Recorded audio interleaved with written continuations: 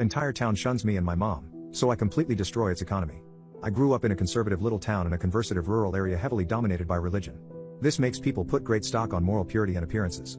Keeping up the facade is the most important thing. Everyone must go to church weekly and people are heavily judged for appearing sinful. This was a bad thing for me as the cards were heavily stacked against me from birth. You see, I'm a rope baby. My mother lost her parents when she was young and was taken in by her uncle and aunt. The uncle had an important position in the local religious hierarchy. So when he and a couple of his friends started sexually abusing my mom, it was ignored by everyone. When she got pregnant, it was painted as showing that she's a harlot running around seducing married men. She was cast out. Why she didn't move out of town, I don't know, but yeah. There I came into the picture, born out of wedlock and with no father, branded as a sinful outcast. My childhood was poop. I won't go into details, but enough to say that by the time I started going to school, I was quite damaged. School made it worse. I was bullied relentlessly. Teachers were part of it, since they were all part of the religious community, which saw me as stained. Imagine being the only black kid in a town run by KKK and you get close to how it was. So yeah, in school I became the trenchcoat kid or its local cultural equivalent. I became weird and hostile on purpose to turn people off. People were casting me into the mold of being damaged and stained, so yeah, I took it and turned it into something to protect myself with. Despite all this opposition, I managed to graduate with decent grades. A distant aunt, my only decent relative, helped me get into a college in an actual city. She was the black sheep of the family and saw herself in me, maybe? Around this time my mother drank herself to death. Can't blame her for it. She had a life insurance policy that helped me study. City life liberated me. I went into therapy and managed to treat the wounds that town had sliced into me. I got rid of that SHT town, but I guess some part of it never left me. Years went by. I became a sort of analytical consultant. I work for an international company that does sort of out-of-the-box analysis for other companies.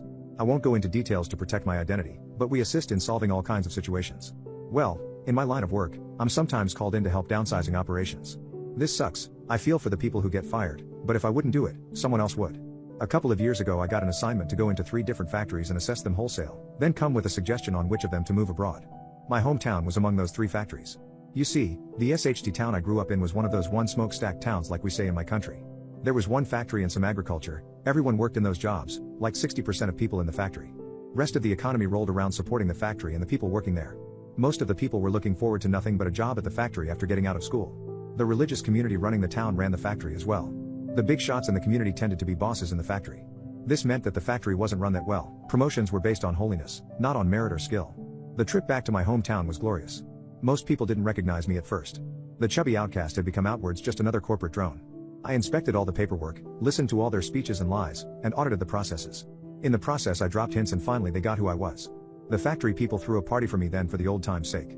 Many of my old school buddies were there. We remembered fake good times together. I threw shadow on every part by pulling up some certain event of bullying I had endured, just see the atmosphere turn awkward. Then I laughed at it like it was always a joke and I had grown out of it. Inside I was seething with hatred and enjoying this all. I really loved seeing their faces, seeing what they had become, because F it, I was going to take it all away from them.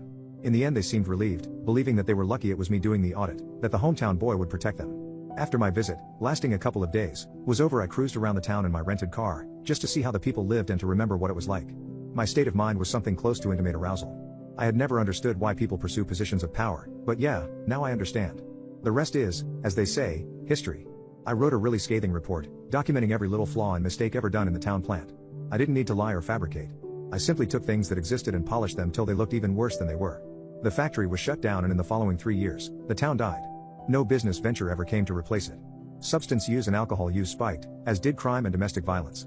Lives fell apart, families fell apart. They still haven't recovered, save for a few brighter souls who moved away. I still stalk them on social media sometimes, enjoying how SHT their lives are, how they all finally got to pay for what they did to me and my mom. I don't feel a slight bit of remorse. If I could do it all again I would, only I'd first make it so I could be present to watch when they received the news about the factory being shut down. Hell, in my fantasy version of the events, I'd stay in town for a year just to see everyone fall apart. In reality, I will only go back there once. When my uncle finally dies, I'm going to go and piss on his grave for what he and his friends did to my mother.